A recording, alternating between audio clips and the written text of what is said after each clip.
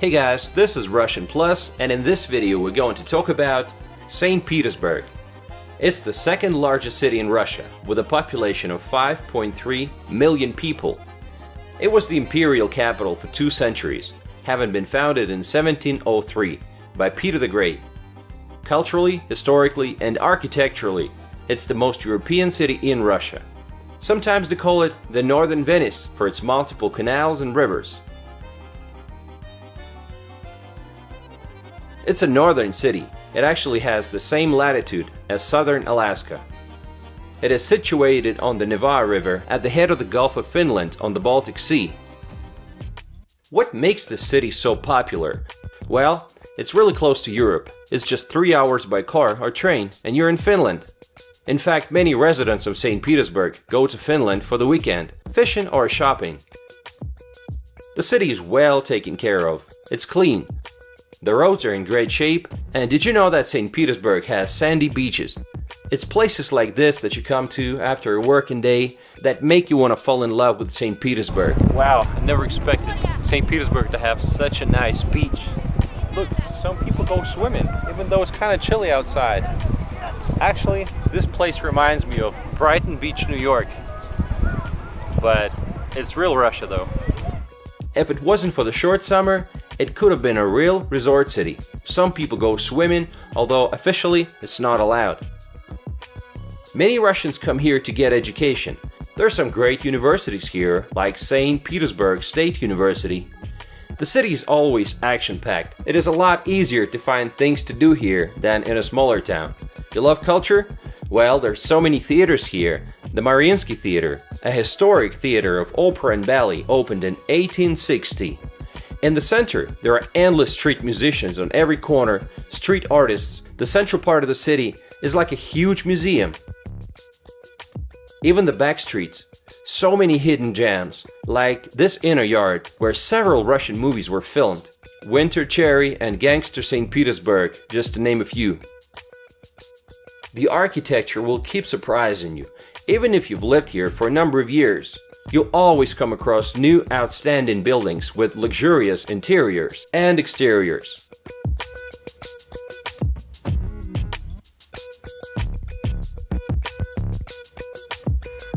There's no shortage of parks here either, where you can sit on the grass with your friends.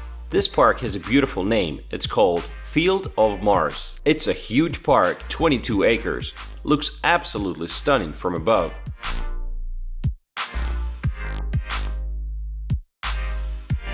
If this wasn't enough to make it exciting for you, there are 342 bridges over canals and rivers. But don't get the impression it's just all buildings we're talking about. When it comes to modern infrastructure, St. Petersburg has something to surprise you as well. It has some of the best roads in Russia. Just look at this masterpiece of a highway. It's called Western Speed Diameter. It's a toll road that stretches for 46 kilometers. Over the water, going up and down. Wow! First time I was driving on it, I felt like a kid riding a roller coaster. You'll be going for 46 kilometers above the Gulf of Finland with a perfect view of the city. Of course, it was not cheap to build this. $7 billion to be exact. Did you know that the tallest skyscraper in Russia and in the whole of Europe is located in St. Petersburg? Yes, it's called the Lachta Center. It's an 87-story, 462-meter high skyscraper. This is the tallest building in Europe and the 13th tallest in the world. When it comes to public transportation, subway is what you want to focus on. So I just bought a token. It costs 45 rubles. That's less than $1.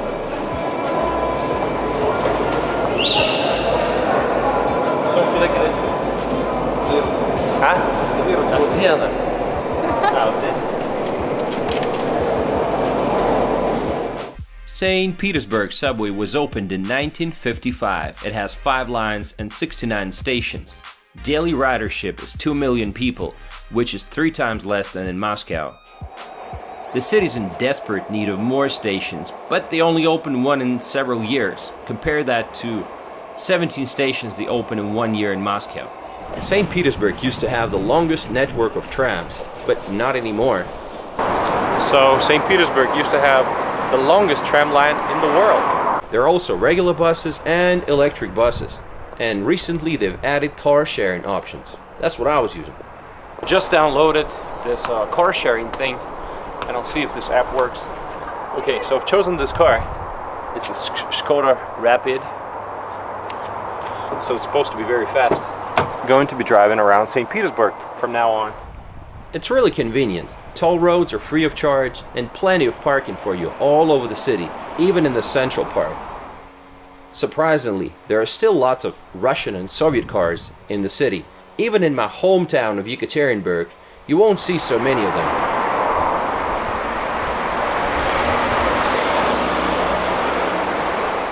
Of course, the city is known for its drawbridges. You can go on a night boat trip along the Neva and watch the drawbridges open and close. There's always thousands of spectators along the banks of the river watching this. And while this may be entertaining for the tourists, for the locals it's actually an inconvenience. What are the local people like? Well, the locals here are pretty different. The stereotype is that they're more creative, they're less in a hurry, they're less driven by monetary gains, and they're more focused on creating something. The city is full of surprises. You'll always be stumbling upon cool places like this island. It's called New Holland. It's a historic, triangular, artificial island dating from the 18th century. There's a great choice of restaurants from Japanese to Georgian cuisines, and you'll always find something to do. You think we're in the Netherlands? No, we're still in St. Petersburg. There's so many different places to go to. This particular place is called Novaya Zelandia, or New Holland. And in the wintertime, this whole place becomes a huge skating rink. Needless to say, there are lots of options to eat, to walk, and to sit on the grass. Man, I'm in love with St. Petersburg. Of course, St. Petersburg is famous for its white nights, which last from middle June till early July. It's a time when the city doesn't sleep at all. It never gets completely dark at this time, but it's the busiest time when it comes to tourism. St. Petersburg is growing fast. New neighborhoods are popping up all over the city. But in the center, you have lots of old apartment buildings. Do you want to see what those old buildings look on the inside? Well, let's take a look.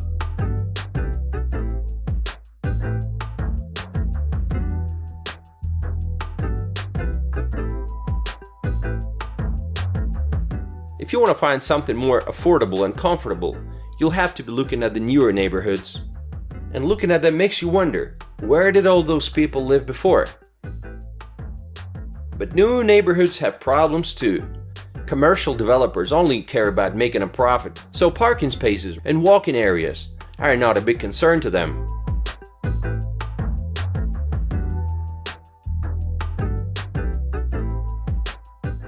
You'll be surprised, but a lot of these old buildings in the center stay empty. Just like in Venice, a lot of them have been sold, and the investors are sitting around not doing anything, or sometimes they're turning these properties into hotels and hostels. Many buyers actually come from China. Sometimes they're buying whole blocks of buildings. Just to give you an estimate, prices can reach $8,000 per square meter, depending on how central it is.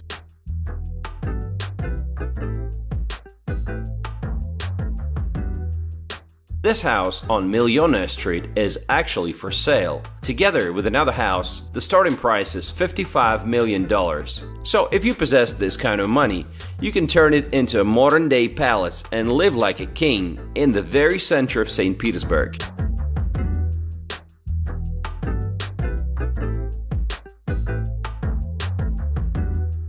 But what are the downsides of living in St. Petersburg?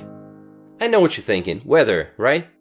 The stereotype is that St. Pete is rainy all the time. Well, it's not actually true.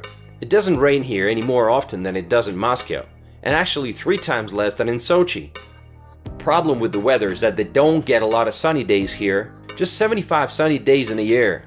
On top of that, it's windy and very humid. Long winters with no sunshine can make you feel depressed, that's true. Summer temperatures are comfortable though, about 20 to 25 Celsius, sometimes 30. Winters don't get a lot of snow. Sometimes the snow melts right when it lands, and this makes your shoes wear out faster. Sometimes a pair of shoes will not last more than one season. What about the salaries? Though you would expect the salaries to be high, it's not the case. It's actually pretty disappointing to learn that the average salary is just about $600 to $800 a month, but that's officially. But regular positions like retail and customer service is not going to give you more than $500 a month. How are you going to survive on $500 a month in a city like St. Petersburg? Well, it's tough. A lot of people are finding it very hard to make ends meet. One of the most famous plants in the city is the Kirov plant. It's a major Russian machine-building manufacturing plant that was established in 1789. Of course, if you want to live a comfortable life in the center of the city, you have to be making a lot more than the average.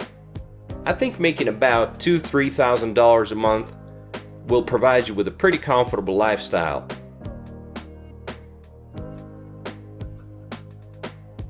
They say that ambitious people go to Moscow, and creative people come to St. Petersburg in search of inspiration. People love throwing parties in the old apartments, dating on the rooftops. In fact, rooftops are so popular, they even offer rooftop tours.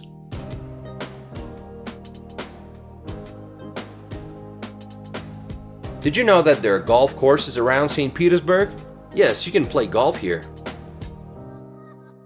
So apparently there are golf fields around St. Petersburg, something I did not expect to see. But yeah, along the wide birch trees you can play golf. I guess it's popular. Wonderful. The locals are crazy about soccer or football. The local team is called Zenit. It is sponsored by Gazprom. Football club Zenit was founded in 1925. The club plays in the Russian Premier League. They've been the champions of the Russian Premier League many times. It seems like Soviet style is still pretty popular around here. You'll stumble upon restaurants called stolovaya, which means a canteen, a term used in the Soviet era. Buloshnaya, like a bakery, and multiple Lenin statues. Is St. Petersburg safe for foreigners? In the 1990s, there were a lot of attacks on foreigners. There were skinhead gangs, and the situation was ugly. Now, it's safe. Even at night, all I met was happy drunks. There's lots of police and lots of foreigners, and it's really safe. Actually, did you know that if you come in here on a cruise ship, you can stay in the city for 72 hours without a visa? Pretty convenient, huh? A big part of the city's life is now tourism. Let's take a look at some of the major sites. The main avenue of the city is Nevsky Prospect. Today it has become an endless flow of people. It's 4.5 kilometers long. It's an avenue lined with historic landmarks and magnificent architecture, pulsing with activity 24/7. This beautiful building is called Singer House. In Russia, it's also known as the House of the Book. It's located at the intersection of Nevsky Prospect and the Griboyedov Canal. It serves as the headquarters of the VK, which is a Russian equivalent of Facebook. Its founder and CEO, Pavel Durov, had to flee Russia in 2014 to escape prosecution as he refused to cooperate with the Russian authorities on giving out user information at their demand. It was from this building that Pavel Durov was throwing 5,000 ruble bills into the crowd in 2010 on a City Day celebration. And 5,000 rubles is about $100. He has no plans of returning to Russia, and he's actually the founder and the developer of the Telegram Messenger. Another awesome building on the Nevsky Avenue is the Kazan Cathedral. It's right across from the Singer building. From Nevsky Avenue, you can see Church of the Savior on spilled blood, sitting on the banks of the Griboyedov Canal, erected on the site where political opposition fatally wounded Emperor Alexander II in March 1881. A lot of people see the resemblance of the Savior on the spilled blood with St. Basil's Cathedral in Moscow. It's richly decorated. The church is topped with colorful onion domes, just like in Moscow. But unfortunately, it seems like it's always under some form of renovation.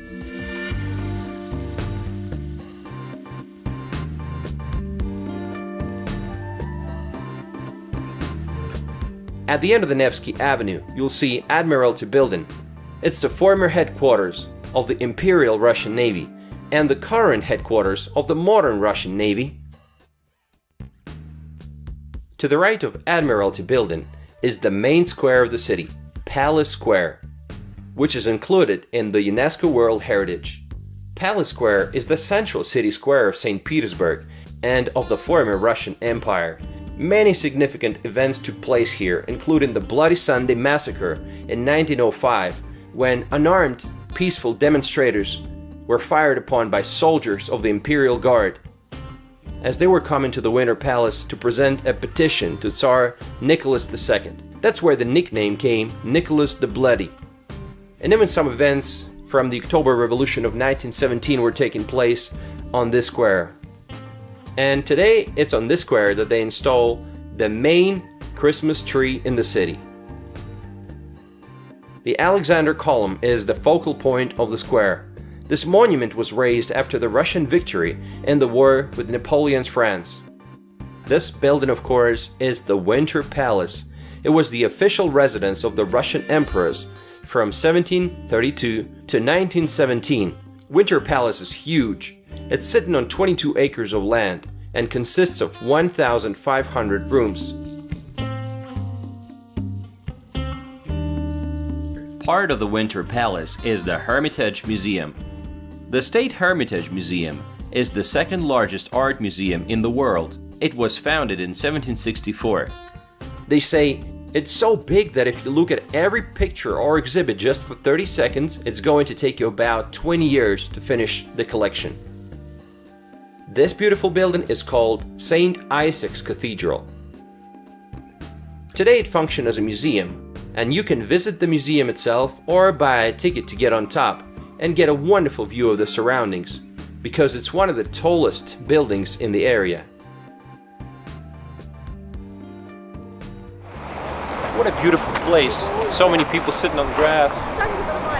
In 2017, the recent history is that the governor of St. Petersburg wanted to transfer it back to the Russian Orthodox Church.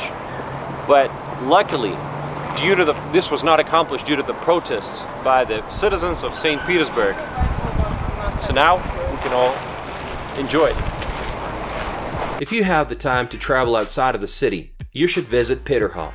It's just outside of the city, about 40-minute drive or about an hour boat trip. It's a seafront museum complex and former royal palace surrounded by parks known for its many fountains. It is absolutely fascinating, and if you decide to visit, just know that it's going to take you several hours to see it all.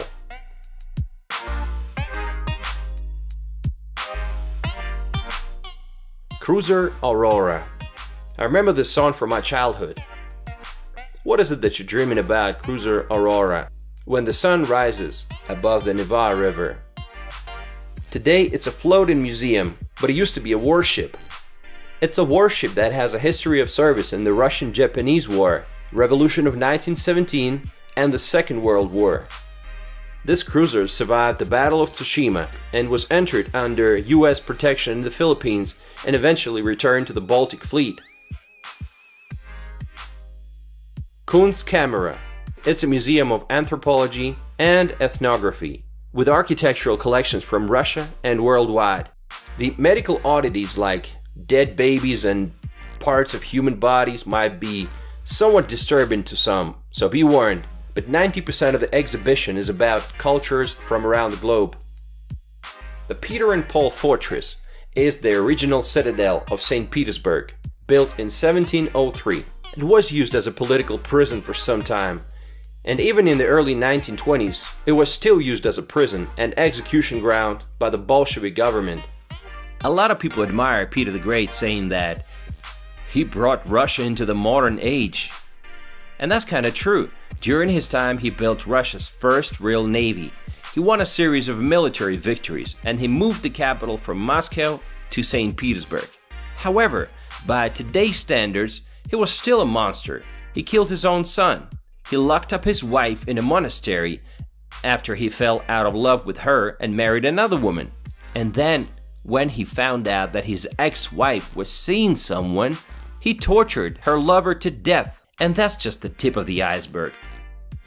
Speaking about prisons, one of the most famous prisons in the city is called Kresti, which means crosses. The prison consists of two cross-shaped buildings and an Orthodox church. The history of this prison starts in the 1730s. This Kresti prison is mentioned many times in different Russian songs and movies. If you decided to go a little bit outside of the city, you might as well visit this city called Kronstadt. It's a town and a naval base on the Kotlin Island, just west of St. Petersburg. It is dotted with military memorials. There are also beaches and cozy parks. We have come to the city of Kronstadt, which is part of St. Petersburg. And we are on the beach right now. The weather is perfect. It's the end of August. And you can see how much we've driven. You see that huge tower in the distance? Maybe you can see that. Well, that's how much we've driven. Enjoying this wonderful town. We're about to see some fortifications. You know, this island used to belong to Sweden until Peter I took it from them by some shady maneuvers. But good for us, now it's Russia.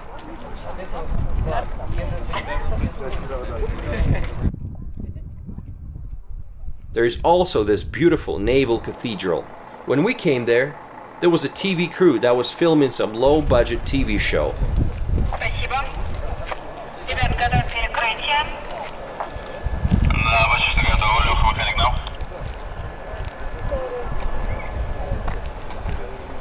You guys see how much equipment I'm carrying to shoot my videos? And a whole production crew. It costs money. It doesn't come as a surprise that there are lots of foreign tourists in St. Petersburg today. So what's your name? So my name is Swapnil. And where do you come from? So I came from Singapore, and this is my first time in St. Petersburg, and I would say that I'm really mesmerized by the beauty of this place and actually entire Russia. Great beautiful architecture around and beautiful churches around. Okay, thank you, and enjoy your stay. Thank you very much. Now, if you don't mind, let me do a little bit of complaining. First thing I want to complain about is the restrooms. You come into Peter and Paul Fortress, Peterhof. Those are magnificent places that are supposed to be luxurious. But then you gotta use a restroom, you know? And then you find yourself in this pathetic mobile restroom. And it's just in such a dismal state that I don't even want to try to describe. And they're charging you money for this poor experience. I feel like the city of St. Petersburg can't afford to build decent restroom facilities for tourists. Another complaint is that many tourist places become tourist traps, which is understandable. But look at these guys dressed as queen and king. They're smiling and pretending to be happy if you give them just $1. But if you don't, they turn away. You can feel how much they're not interested in their job. And this guy singing songs with a guitar, he doesn't let you listen to the song without pointing to the money box every 30 seconds. Now let's ask the people on the street what they think about the city. Привет, а вы откуда? Из Москвы. А что вам в Питере нравится? Почему сюда приезжаете? О, так, ну здесь очень здорово, здесь другая атмосфера, не такая, как в Москве. Мне почему-то очень нравится. А в чем она другая? Не знаю, улицы по-другому как-то выглядят, я не знаю. Другие улицы, да, здесь каналы, здесь какой-то другой темп. Нет суеты. В общем, другая атмосфера совсем, и мне почему-то ближе. Хотя я родилась в Москве, мне ближе почему-то Питер. Ну, спасибо, хорошего отдыха. Спасибо.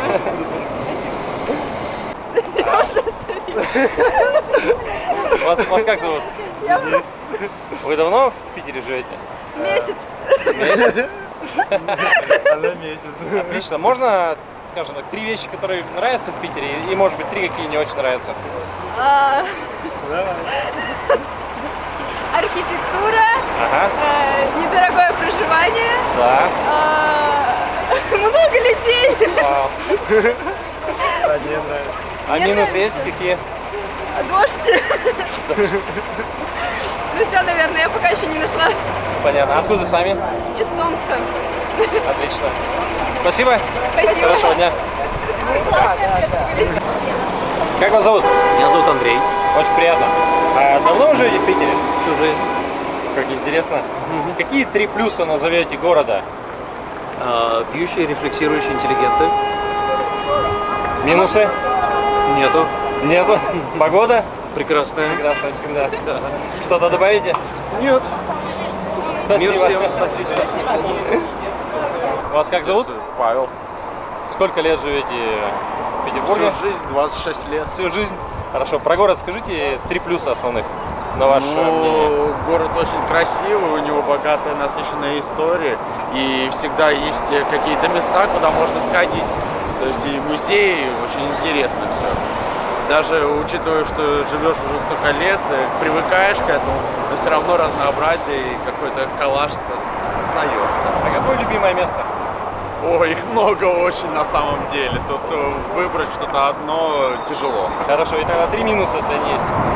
3 минуса. Ну, если только непредсказуемая погода, постоянные дожди, бывает, если какие-то, не знаю, много снега тает, бывает, затапливает, это, наверное, единственное, что могу сказать. Хорошо. Да. А так, в принципе, прекрасный город. Согласен. Все Всё, здорово. до свидания, пожалуйста. Так, его мы не будем спрашивать. Культурный город.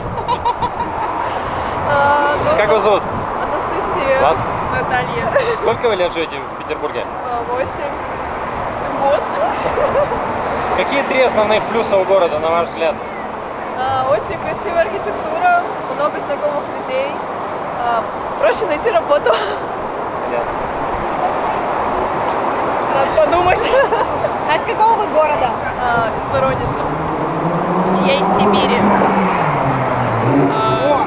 Я даже не знаю, просто шумный город и хочется также двигаться в этом же ритме просто.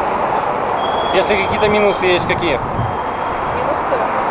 Сначала казалось, что погода, но скорее это плюс, потому что когда слишком жарко, ужасно. Поэтому в целом нет никаких. Погода изменилась, поэтому минусов нет. Все, спасибо, хорошего дня. Спасибо. Пока. А как вас зовут? Владимир. А вы откуда? Тюмень. Очень приятно. А вы здесь отдыхать приехали? Нет, я учусь здесь. Ну почти местный. Какие 3 плюса у города есть? Большое, много развлечений. Не знаю, третий не могу найти. Ну, университет, наверное, хороший. А минусы какие? Люди. Ну, просто большой трафик, много людей. Да и все, в принципе. Ну, погоду еще можно в минус отнести. Что, добавите? Все. Все, спасибо. Спасибо Всего большое. доброго. Как вас зовут? Станислав. Давно вы живете в Санкт-Петербурге? Очень.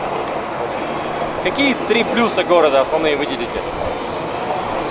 В хорошую погоду это самый лучший город на Земле. Здесь есть выбор театров и музеев, выставок, на которые мы очень любим ходить. И, не знаю, я чувствую себя ближе к Европе. Если какие-то минусы есть, какие назовете?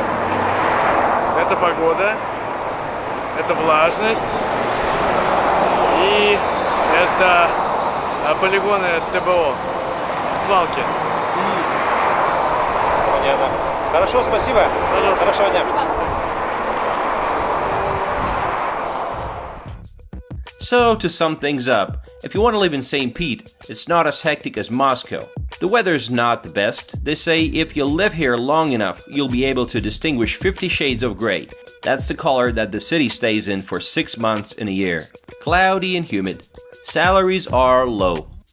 If all of that does not scare you away, then you might as well fall in love with the city. So, everybody, welcome to St. Petersburg. I had a wonderful time here, and I'm pretty sure that you will too.